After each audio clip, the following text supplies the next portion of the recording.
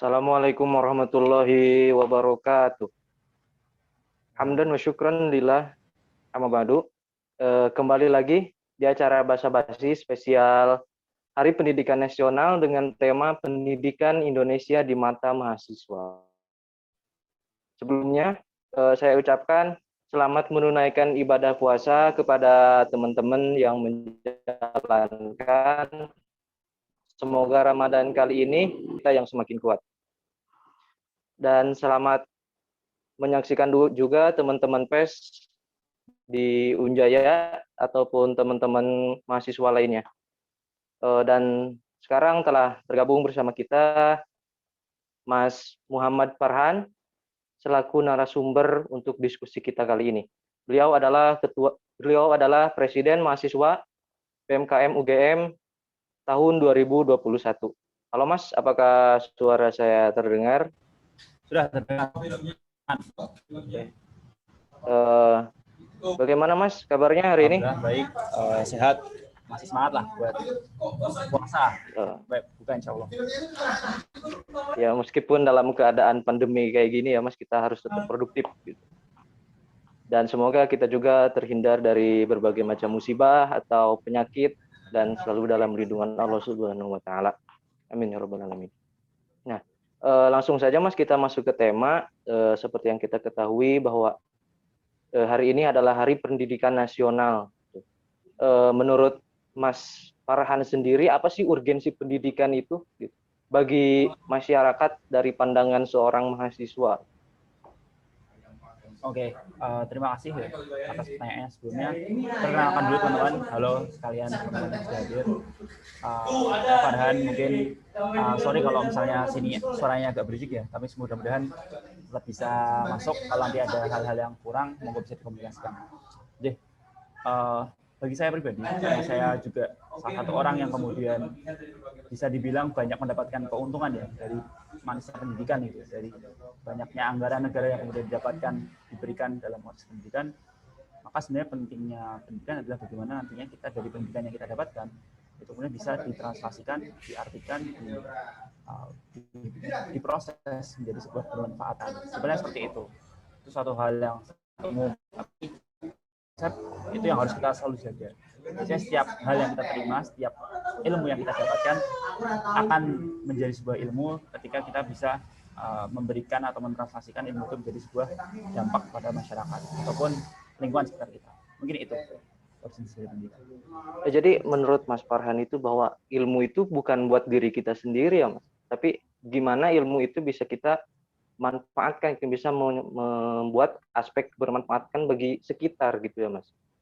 Ya benar banget. Jadi memang menurut saya ilmu yang kemudian hanya diambil oleh diri sendiri itu jadi ilmu yang kurang bermanfaat ya. Suatu hal yang justru malah kontraproduktif karena kan kalau kita lihat sebelumnya akan memberikan harta itu akan dan kita memberikan ilmu itu akan bertambah.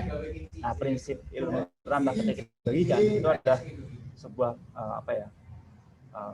pengecualian lah dari sebuah bentuk barang yang ketika dibagikan itu bisa akan bertambah. Jadi situlah esensi dan kemudian jadi sebuah ya marwah dari pendidikan itu sendiri. Nah selanjutnya memang di Indonesia sendiri gitu, apakah seorang yang berilmu itu sudah mengakan hal tersebut gitu? Mereka mempunyai ilmu dan mereka mengamalkannya gitu di Indonesia sendiri. Kalau kita lihat secara umum ya Indonesia tentu kita akan banyak sekali hal yang nggak bisa digeneralisir. Artinya ada sekali contoh yang kemudian mungkin sebagian orang sudah bisa memanfaatkan ilmunya, ada sebagian yang masih belum secara maksimal memanfaatkannya, atau bahkan ada yang sama sekali kemudian tidak memanfaatkan apa yang sudah didapatkan mungkin selama di sekolah, bangku kuliah dan sebagainya. Namun yang menjadi satu hal dari sampaian adalah kita yang harus kita bangun sekecil apapun perjuangan harus kita mulai, harus kita terus, jangan sampai kita bagian yang kemudian tidak menjadi orang-orang yang tidak mengamalkan. Jadi kita harus bangun optimisme itu sehingga tidak ada lagi ilmu yang kemudian nganggur gitu ya, ilmu yang kemudian berhenti dalam satu masa tapi selalu dilanjutkan. Mungkin itu yang dari pertanyaannya. Selanjutnya gini Mas, timbul gitu di pertanyaan di masyarakat. Mahasiswa itu kan di masyarakat dipandangnya sebagai seorang yang mempunyai kecerdasan, kepintaran gitu, yang nantinya mungkin bisa bermanfaat di masyarakat gitu. Bagaimana Mas atau mahasiswa sendiri itu bisa merealisasikan stigma itu di masyarakat gitu? Kalau kita bagaimana memenuhi ekspektasi ya dari masyarakat. Tentu sebenarnya kalau kita lihat beda dari peran mahasiswa sebelum itu mungkin aku ingin mencoba menarik dulu ya definisi dari mahasiswa pun juga kita harus bedah juga apa yang kemudian beda mahasiswa dengan mahasiswa. Kalau dari perspektif saya, mahasiswa itu mendapatkan kata mahal di depannya itu suatu hal yang nggak didapatkan di tempat lain selain siswa dan kemudian Tuhan yang Maha Esa atau kemudian Tuhan yang Maha Adil dan sebagainya. Jadi nama atau kosakata atau diksi mahal ini menjadi satu hal yang penting karena kita tidak hanya kemudian menjadi seorang yang mendapatkan ilmu yang kemudian kita tunggu kita sambil mendapatkan sambil kita tunggu untuk kita dan kapan di kemudian hari, tapi ketika mahasiswa antara mendapatkan ilmu dengan kemudian berdampak itu harus satu waktu yang sama atau artinya kita sama-sama bergerak dalam konteks ini sebagai mahasiswa adalah mendapatkan dan give and take. Di satu sisi kita juga memperkaya wawasan kita, memperkaya kapabilitas kita atau wawasan kita terhadap satu isu atau suatu lingkup pekerjaan atau lingkup ilmu tertentu, tapi satu sisi kita juga bermanfaat. Mahasiswa akan tidak menjadi mahasiswa ketika hanya mencari salah satunya. Either dia memanfaatkan atau dia selalu mementingkan dirinya atau mementingkan orang lain. Harus ada dua jalan yang saling paralel satu sama lain. Itu sih. Sebenarnya ada pertanyaan juga dari saya sebenarnya Mas. Lebih ke depan atau lebih penting mana seseorang itu menguasai satu hal atau bisa di segala hal? Menurut Mas Farhan sendiri yang mana? Oke. Sebenarnya kalau berbicara soal mungkin general atau dari seorang yang spesifik gitu, orang yang kemudian bisa ahli dalam satu tertentu, bariku ini suatu hal yang nggak bisa dipertentangkan gitu ya. Ini dua hal yang kemudian kita harus miliki. Dalam artian gini, sebagai generalis kita harus paham karena sekarang kondisinya VUCA, kondisinya banyak hal yang bisa berubah, volatility, uncertainty, complexity, dan ambiguity itu kan semakin banyak ya. Contohnya aja krisis COVID dan lain sebagainya. Kemudian harus meningkatkan kemampuan kita dari berbagai sisi ya. Tidak hanya soal hard skill kita mungkin aku di FEB, di ekonomi, tapi ada yang di teknik, tapi harus tahu kondisi sosial politik dan juga teknologi yang berkembang. Nah ini satu sisi generalis yang kemudian kita harus pahami sebagai seorang yang akhirnya bisa peka dan bisa berubah, bisa agile terhadap satu kondisi tertentu. Itu satu hal. Yang kedua, ketika kita berbicara soal spesialis, maka itu berkaitan dengan pemosisian kita sebenarnya. Dalam artian pemosisian kita dalam suatu masyarakat tertentu. Misalnya masyarakat daerahku, misalnya di Sleman, butuhkan apa sih yang kurang di daerah kita, di daerahku.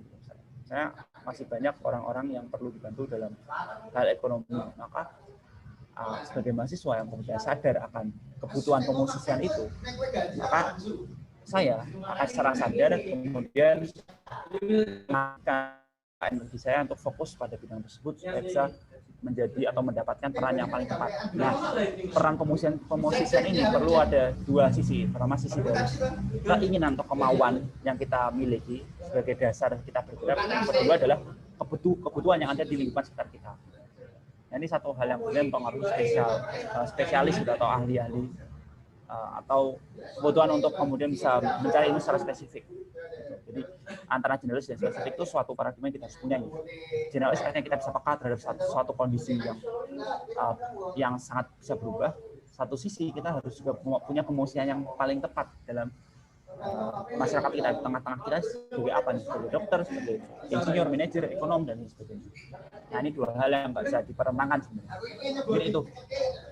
Terus barusan kan ada Mas Farhan mengatakan bahwa itu harus ada dari keinginan kita, ada dua hal, ada dari keinginan kita dan kebutuhan di masyarakat gitu. Nah, kalau keinginan kita kan itu tergantung passion sama kemampuan kita juga gitu. Terus sementara yang satunya lagi itu tergantung kehidupan bermasyarakat atau kondisi alam atau kondisi yang lainnya yang ada di sekitar kita gitu.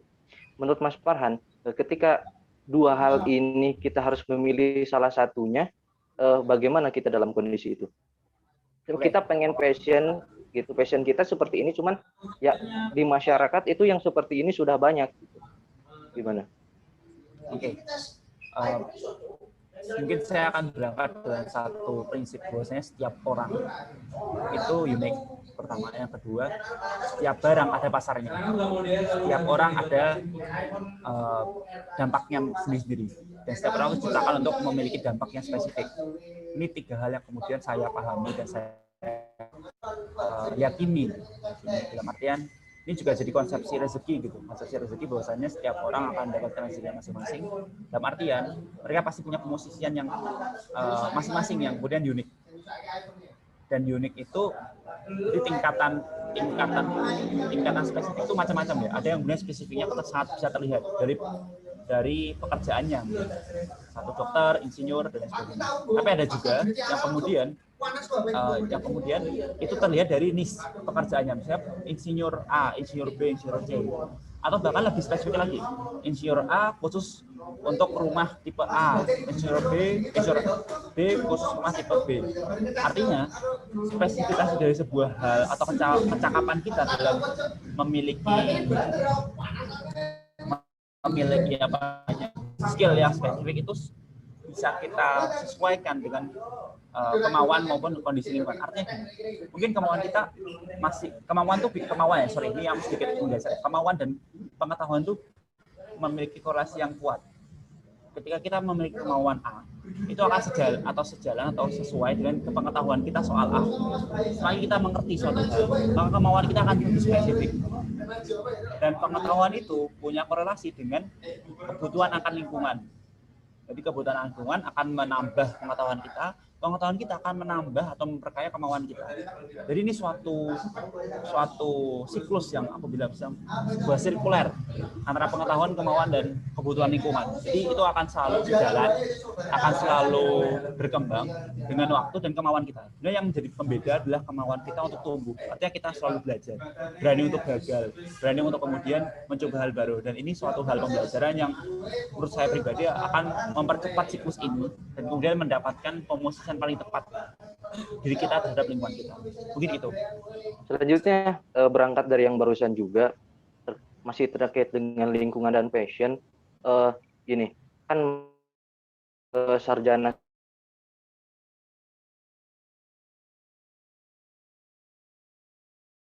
apakah lingkungan yang kurang membutuhkan mereka dalam tanda kutip atau emang fasilitas dari pemerintah terkait hal itu yang kurang gitu? Oke. Ada dua perspektif yang saya sampaikan di sini dalam menanggapi fenomena ini. Yang pertama, kalau saya dihadapkan oleh kondisi ini, maka yang akan saya lakukan, jika saya yang dihadapkan oleh kondisi seperti ini, maka yang saya lakukan adalah yang sama seperti tadi saya sampaikan ya. Jadi mempercepat atau kemudian memperhatikan lagi pemosisian saya di lingkungan kita, karena S2, S1, gelar-gelar itu sebenarnya hanya sebuah kompetensi. Artinya kompetensi itu supporting dari core kita sebagai manusia, sebagai entitas manusia per manusia. Artinya kalau misalnya saya pribadi, Muhammad Farhan itu punya kelengkapan skill, kelengkapan knowledge atau kompetensi. S1, S2 itu hanya supporting. Kalau lihat nama Muhammad Farhan, lalu kemudian kalau saya lulus besok ada gelarnya SE gitu, sarjana ekonomi. Antara Muhammad Farhan dan SE itu besar, namanya tuh di Muhammad Farhannya. Artinya yang menjadi value paling besar itu di nama Muhammad Farhannya, bukan di SE, S1 dan lain sebagainya. Ini satu konsep yang mungkin bagi saya harus diperkaya lagi kompetensi atau bisa melihat lagi kita memposisikan seperti apa, atau kita ingin menjadi wirausaha, atau kemudian kita belajar dengan orang, ikut dalam pekerjaan orang lain, berani dibayar rendah, berani untuk kemudian mengambil pekerjaan-pekerjaan yang di luar dari kompetensi kita dan sebagainya. Ini satu hal. Ketika saya dihadapkan sebagai saya yang mendapatkan situasi itu ya, tapi ketika saya melihat situasi itu di orang lain, misalnya saya melihat situasi buruh saat ini, melihat situasi tenaga kerjaan saat ini, melihat situasi lulusan yang berada bekerja saat ini, maka yang saya akan coba tanyakan adalah sistem pendidikan kita yang kemudian berujung pada penanggung jawab dari sistem pendidikan itu sendiri, yaitu siapa? Pemerintah, dalam hal ini adalah kementerian mungkin, atau kemudian presiden, di mana proses pendidikan harusnya bisa memenuhi kebutuhan pasar secara spesifik. Itu yang pertama. Yang kedua, bisa menyelesaikan masalah, dan ketiga, bisa membebaskan pikiran manusia itu sendiri. Jadi tiga ini harus dilengkapi, dan indikatornya jelas di antara tiga ini. Mungkin tadi kalau spesifik di masalah pekerjaan, maka serba banyak sih sebenarnya penyerapan antara lulusan PTN dengan kerja. Nah, ini yang menjadi pertanyaan sekaligus data yang harus kita kejar kalau kita ingin berbicara soal ini ya, fenomena ini. Karena kalau kita bisa melihat data, maka kita akan melihat seberapa sih pertumbuhan dari penyerapannya itu sendiri, sehingga kita bisa kemudian mengevaluasi kebijakan-kebijakan yang ada dalam sektor sistem pendidikan. Mungkin itu. Oke, intinya kembali lagi ke diri kita ya Mas, bagaimana kita membuat branding diri kita sendiri, bagaimana pandangan kita pada orang lain gitu kan. Oke, seru sekali Mas, harusnya sambil ngopi ini Mas. Oke Mas, keluar topik dulu. Kegiatan gitu Mas sehari-hari sekarang di masa pandemi ini apa sih Mas gitu? Kalau kegiatan karena di BMKM ya, jadi ya banyak mengurusi kegiatan atau operasional di BMKM, diskusi, kemudian kajian dan sebagainya, membuat ya ada internal bonding juga, kemudian ya ini banyak kemudian dapat tawaran mengisi beberapa upgrading di luar UGM juga dan lain sebagainya. Kemudian satu rangkaian dengan dinamika BMKM UGM. Balik lagi Mas, gini, ada di beberapa negara kalau mereka itu dari sejak kecil atau dari sejak pendidikan dasar itu mereka sudah dijuruskan, artinya dispesifikan, maksudnya untuk arsitek sudah dari SD mereka belajar arsitek, terus atau yang mau jadi ahli ekonomi mereka sudah belajar ekonomi dari kecil. Menurut Mas sendiri, sistem pendidikan Indonesia yang sekarang yang semuanya serba harus bisa gitu, semuanya harus bisa matematika, seni budaya, nyanyinya atau yang lain-lainnya. Nah, menurut Mas sendiri sistem yang baik itu yang seperti apa gitu untuk pendidikan? Oke. Mungkin harus dipecah-pecah ya kalau kita bilang sistem, karena sistem itu kaitannya dengan ideologi atau kemudian persepsi politik juga dari pemerintah atau rezim yang berkuasa. Kalau bagi saya sendiri, sistem pendidikan yang kemudian menjadi cita-cita saya adalah kemudian yang punya 3 tujuan tadi ya, membebaskan manusianya, artinya manusia bisa bebas, bisa lebih banyak melihat situasi, kondisi dan perspektif, tidak hanya berdasarkan dogma-dogma tertentu. Satu, yang kedua, dan yang membebaskan ini bisa terlihat dari daya literasi dari negara itu, apa kemampuan atau kemauan baca dari negara itu bisa terlihat atau menjadi indikator dari sebuah negara yang manusia-manusia terbebaskan. Satu. Yang kedua, kemudian antara pendidikan dengan kemampuan untuk menyelesaikan masalah-masalah sosial itu satu hal yang berkorelasi positif. Artinya dalam daerah-daerah yang mungkin itu banyak atau memiliki sistem pendidikan yang baik, maka bisa dipastikan daerah tersebut konflik sosial atau kemudian dalam peradabannya itu baik. Nah, peradaban yang baik ini pun juga suatu hal yang kemudian tergantung dengan kemauan dari pemimpin dari setiap atau kemudian masyarakat dari daerahnya gitu. Mungkin kalau daerah-daerah Jawa gitu ya, kota-kota di Jogja, di Jawa, peradaban yang baik mungkin yang perkotaannya segala macam dan sebagainya. Atau juga yang menganggap bahwa peradaban yang baik itu yang kemudian masih menghargai alamnya, tidak merusak alam dan sebagainya. Nah, ini satu hal yang kemudian menjadi corak dari pendidikan di daerah tersebut. Jadi pendidikan itu harus bisa menangkap corak dari budaya dan sosial dari daerah tersebut. Itu kedua. Yang ketiga, pendidikan yang bisa link and match dengan pekerjaan.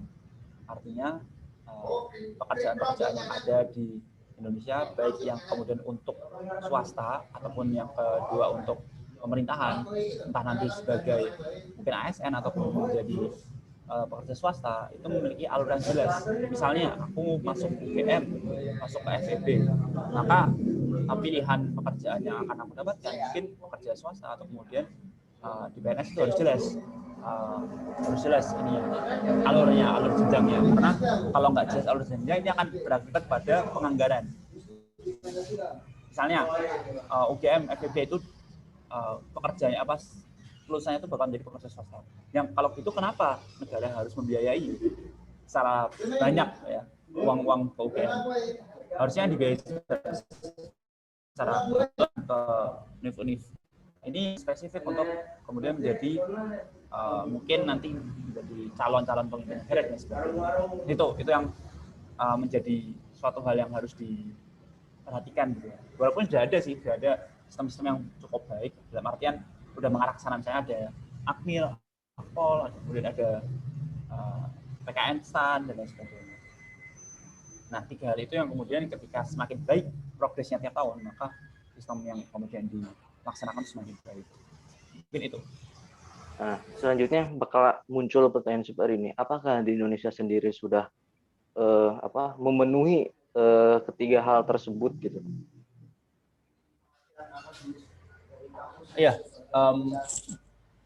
Ya kalau kita melihat sekarang ya, Indonesia sekarang, kalau kita lihat data, masih banyak hal yang perlu kita perbaiki.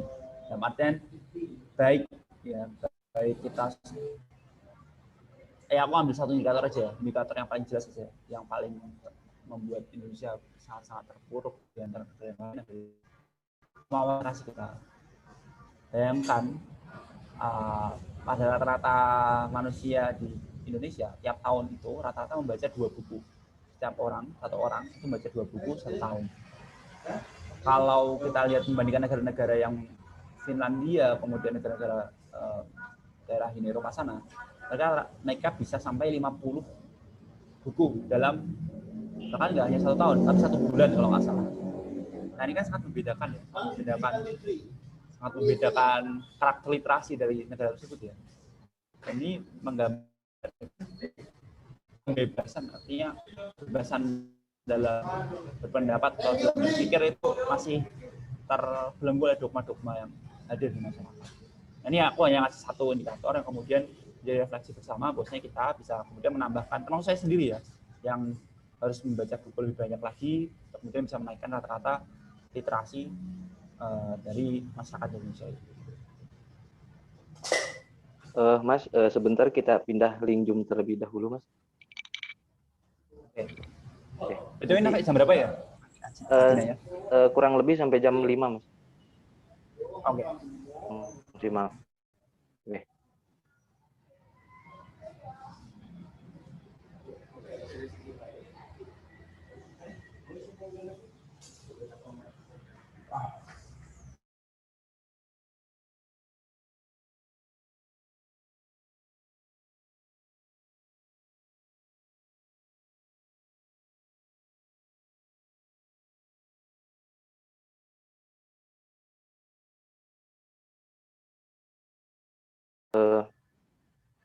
Menurut Mas sendiri gitu, peran pemerintah sekarang terhadap pendidikan itu apakah sudah maksimal atau masih kurang? Untuk apa nih? Pendidikan sekarang atau? Ya, pendidikan sekarang, pendidikan yang sekarang. Tadi mungkin sudah saya singgung ya. Kalau kita ambil satu indikator, contohnya yang literasi kita masih rendah, maka ya belum berhasil kalau kita lihat dari indikator itu ya. Karena itu indikator paling mudah sih sebenarnya untuk melihat apakah sebuah masyarakat itu sudah terbebaskan atau belum. Jangan indikator-indikator yang lain menurutku sangat-sangat subjektif ya. Misalnya seperti nilai ujian nasional semakin meningkat. Mungkin dulu pernah sih angka buta huruf yang semakin rendah itu salah satu hal yang mungkin bisa jadi acuan juga. Tapi ketika kita harusnya ya kita sekarang dalam kondisi Indonesia sekarang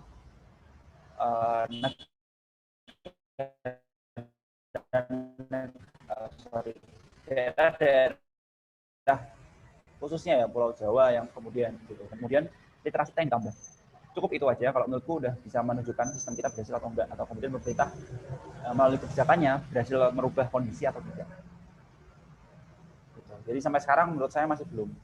Dan sebagai mahasiswa, mungkin ya kalau aku pribadi melihat sikap kita sebagai mahasiswa harus selalu mengkritisi, dalam artian kita harus terus melayangkan narasi-narasi kontra yang kebetulan yang kemudian bukan untuk bermaksud pesimistis ya terhadap kebijakan kita, tapi kemudian mengkritisi supaya negara kemudian bisa mengambil langkah-langkah evaluatif, langkah-langkah yang kemudian implementatif untuk meningkatkan sistem pendidikan kita itu sendiri.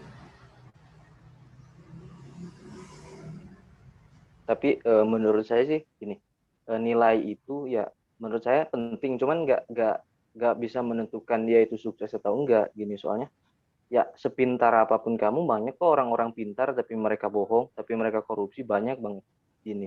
Menurut saya yang pertama itu akhlak atau adab gitu. Sebelum kita bicara literasi, sebelum kita bicara tentang nilai, itu kan nilai cuman acuan kita, cuman standarisasi. Jadi seseorang, kadang hari ini seseorang yang mungkin mempunyai adab tinggi, mempunyai tata krama tinggi, itu lebih tidak dihargai dengan orang yang memiliki IP nilai misalnya 4 gitu. Gitu. Bagaimana menyikapi fenomena ini, Mas? Oke. Sebenarnya kalau perihal ini ya, adab dan lain sebagainya, itu satu hal yang kemudian bagi saya pribadi ya, itu hanya bisa dibentuk, ya mungkin nggak hanya, tapi sangat bisa dibentuk di awal masa kita sekolah gitu, artinya di dalam tataran SD dan SMP di awal-awal. Tapi setelah itu menurutku bukan suatu hal yang sia-sia kita memberikan ajaran disiplin, adab dan sebagainya, karena adab itu bagian dari budaya sih sebenarnya. Ya pendidikan secara umum memang bagian dari budaya ya. Jadi sangat-sangat rentan terpengaruh lingkungan sekitar yang 1x24 jam selalu ada di sekitar manusia tersebut.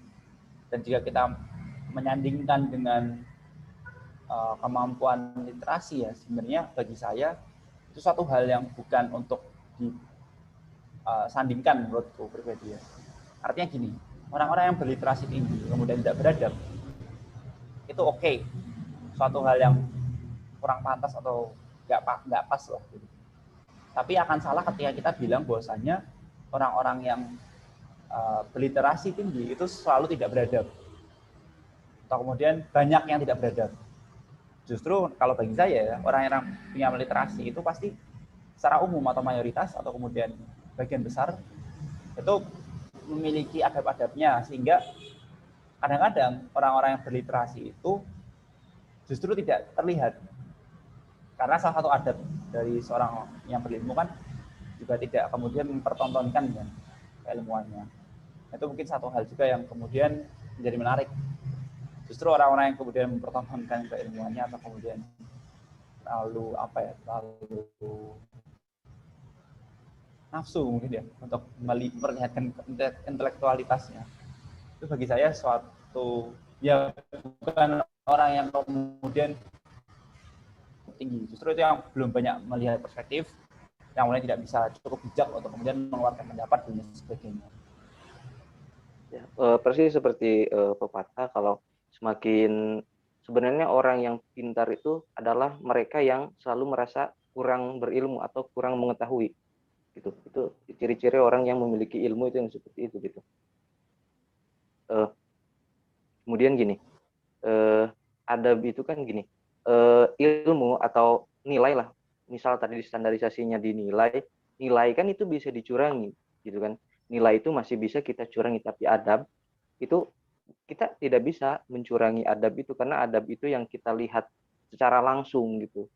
Di masyarakat gini, masyarakat tidak akan melihat IP kita berapa, masyarakat tidak akan melihat sepintar apa kita di kelas, tapi masyarakat bakal melihat gimana adab kita, bagaimana cara kita bersosialisasi dengan masyarakat gitu. Menurut Mas Farhan sendiri gimana dengan standarisasi nilai? Ya sebenarnya kalau aku melihat ya nilai-nilai ini, sebenarnya kita bisa melihat nilai seseorang atau kemudian karena nilai ini akan berimplikasi pada komunikasinya sebenarnya. Jadi ada sebuah strata gitu ya. value pyramid gitu. Yang paling bawah itu, yang paling dasar itu nilai value. Kemudian ada attitude, dan yang paling tinggi itu behavior. Dan behavior dan attitude itu akan salah satu indikator paling besarnya selain perilaku adalah gaya komunikasi atau komunikasinya sekarang sehari-hari seperti apa. Itu akan menggambarkan value yang ada dalam diri seseorang. Dan akan terlihat dari behavior dan attitude. Jadi bagi saya cara menilai seseorang sesimpel melihat behavior dan attitude-nya gitu.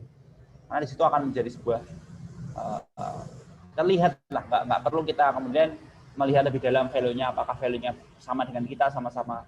Mungkin kalau saya pribadi, kalau boleh bilang saya muslim dan kemudian saya ingin menjadi muslim yang baik, mungkin ada satu orang yang kemudian value-nya bukan seorang yang berlatar belakang Islam, saya memiliki attitude dan behavior yang baik gitu. Maka yang menjadi landasan adalah ya attitude dan behavior-nya, kita nggak terlalu perlu melihat sisi dari nilai itu, karena yang menjadi muara, yang menjadi muara dari hal yang terlihat oleh manusia dan akan kemudian menghargai, menyakiti, menghormati setiap manusia adalah komunikasinya gitu, atau behavior-nya yang terlihat. Jadi itu sih, dan ya benar banget tadi yang disampaikan bahwasanya adab itu nggak bisa dibohongin gitu, karena itu akan berkorelasi langsung dengan nilai yang ada di setiap orang itu. Jadi semakin baik nilai seorang yang kemudian ditanam masa kecil, tanaman dari keluarganya, lingkungan sekitarnya akan berkorelasi positif dengan behavior-nya. Oke, mungkin gini, kembali ke lingkungannya gini. Lingkungan di Indonesia sendiri gitu sudah menjadi lingkungan yang baik gitu untuk seorang pelajar mendapatkan ilmu atau seorang pelajar berada dalam kebaikan adabnya gitu. Sorry, bisa diulang? Jadi Gini, di lingkungan di Indonesia sendiri, terutama yang ya kita ketahui bahwa Indonesia lingkungannya sangat heterogen gitu. Bahkan di zaman sekarang lingkungan itu ya bisa dibilang ada positif dan negatifnya. Mungkin ada yang negatif kadang langsung ngaruh ke anak gitu. Menurut Mas Farhan sendiri gitu, apakah lingkungan di Indonesia ini sudah memadai untuk seorang itu memiliki adab dan ilmu yang dikatakanlah standarisasi yang mencukupi gitu. Oke, kalau kita bicara soal Indonesia sangat diverse ya. Mungkin terlalu umum kalau kita bicara soal Indonesia gitu. Tapi yang saya percayai ya, setiap suku, adat, dan masyarakat yang masih memegang nilai-nilai turunan dari nenek moyang, secara umum manusia-manusia Indonesia itu memiliki value yang baik sebenarnya. Kalau aku lihat ya, karena kita berasal dari satu rumput yang sama ya, rumput ketimuran, Melanesia, dan kemudian mungkin ke arah ya ketimuran lah, aku biasa bilang rumpun baik di Jepang, kemudian kita geser ke bawah Melanesia, kemudian kita geser ke Arab, kemudian kita geser ke Mongol gitu. Semua punya satu prinsip menghargai satu sama lain yang cukup kuat di tengah masyarakat adat. Yang justru menjadi menarik adalah kalau aku lihat ya, orang-orang yang kemudian bisa dalam tanda kutip ya tidak beradab itu adalah orang-orang yang kemudian terpapar dunia aku bisa bilang bukan budaya ketimuran itu sendiri, yang kemudian justru akan mengurangi adab. Jadi kalau kita ngomong lingkungan asli Indonesia, menurutku justru malah membangun sih lingkungan asli Indonesia. Iya. Kalau kemudian sekarang pertanyaannya Indonesia itu Indonesia yang mana gitu kan? Iya, soalnya gini kan, di zaman lah kita nggak boleh tutup mata bahwa di zaman sekarang tuh orang-orang mereka tuh lebih bangga dengan budaya luar gitu yang mereka miliki daripada budaya kita sendiri gitu Mas. Kadang di prinsip pendidikan pun malah mereka ngambil bahwa dari luar gitu, nggak, padahal prinsip pendidikan di Indonesia sendiri itu bisa dilihat dari Ki Hajar Dewantara kan, itu prinsip-prinsip pendidikannya itu kan sangat luar biasa gitu sebenarnya. Tapi apa sih yang menyebabkan masyarakat sekarang terutama para pemuda lebih bangga terhadap budaya-budaya luar gitu? Oke, sebenarnya ini kaitannya sama sosial budaya yang ada di tengah-tengah kita ya. Mungkin salah satu hal yang kemudian menjadi menarik adalah walaupun kita ramah gitu dengan pendatang, tapi kita punya satu sisi inferioritas yang tinggi. Berbeda sama teman-teman atau masyarakat di Eropa sana. Contohnya Jerman, bangsa Arya yang kemudian sangat-sangat menghargai atau kemudian sangat-sangat ingin menghormati leluhurnya dan rasnya gitu, sangat ingin melihat rasnya adalah ras yang superior dan sebagainya. Begitupun dengan China setelah ini ya, Tiongkok setelah ada tokoh revolusinya yang kemudian menaikkan martabat dari Tiongkok. Artinya martabat kita ini yang kemudian menjadi pertanyaan.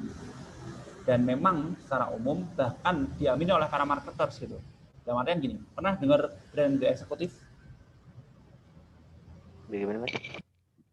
Dengar brand fashion namanya The Executive? Belum Mas, gimana itu ini? Oke, salah satu brand ya, brand fashion. Mungkin kalau ya di mall-mall lah, di mall-mall lah ada gerai fashion. The Executive itu salah satu gerai fashion lah yang biasanya ada di setiap mall-mall besar gitu. Nah di sana itu yang menarik, saya juga ngiranya itu adalah produk luar, tapi ternyata itu produk dalam negeri. Bahkan untuk menjual dalam negeri, pemasar atau produsen dalam negeri pun harus membuat brandnya seakan-akan produk luar. Artinya memang budaya ini sudah diilhami oleh pemasar, sudah di validasi ya. Kalau kita ngomong pemasar itu nggak mungkin main-main. Ada banyak investasi di sana. Kemudian memastikan barangnya itu laku itu butuh riset. Dan riset ini membuktikan bahwasanya memang masyarakat Indonesia itu kemudian lebih ingin membeli produk luar negeri itu. Artinya itu lebih ingin kemudian memiliki identitas di luar identitasnya asli. Identitasnya yang di sini. Nah, ini satu fenomena yang kemudian bisa menunjukkan bahwa Indonesia masih inferior, masih belum ingin menunjukkan keindonesiaannya. Yeah. Kata pepatah bahwa nanti akan ada zaman di mana orang Jawa akan lupa dengan Jawanya. Oke Mas, akhirnya terpaksa Mas ini waktu kembali memisahkan gitu. Waktu yang sebenarnya masih banyak yang pengen saya tanyakan gitu terkait diskusi hari ini. Mungkin terakhir closing statement dari Mas Farhan, silakan. Oke, mungkin kaitan dengan Hari Pendidikan yang nantinya kita akan sama-sama rayakan ya, atau kemudian kita sama-sama peringati dari hari di mana pendidikan itu adalah sebuah marwah dari sebuah bangsa.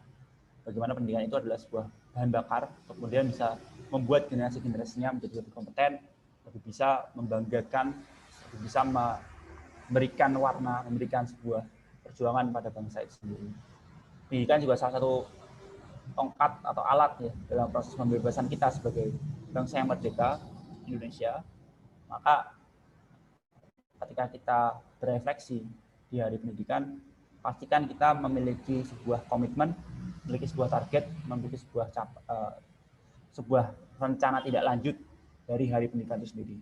Karena lanjut implementasi kemudian rencana-rencana kemudian, maka Hari Pendidikan hanyalah seremonial belaka dan bukan sebuah hal yang kemudian bisa jadi momentum kebangkitan kita sebagai bangsa Indonesia yang berdikari. Mungkin itu closing statement dari saya, semoga bisa menjadi catatan sekaligus penyemangat bagi diri saya pribadi maupun mungkin teman-teman yang akan mendengarkan. Ini itu. Wassalamualaikum warahmatullahi wabarakatuh. Oke, terima kasih Mas Farhan bahwa pendidikan jangan cuma dirayakan tapi harus diimplementasikan dari makna-makna pendidikan itu di kehidupan kita sehari-hari. Oke, terima kasih teman-teman bahasa-bahasa sekalian yang di hari spesial Hari Pendidikan Nasional ini. Terima kasih yang sudah menyaksikan. Mohon maaf bila ada kesalahan. Akhir kata, Assalamualaikum warahmatullahi wabarakatuh. Waalaikumsalam warahmatullahi wabarakatuh.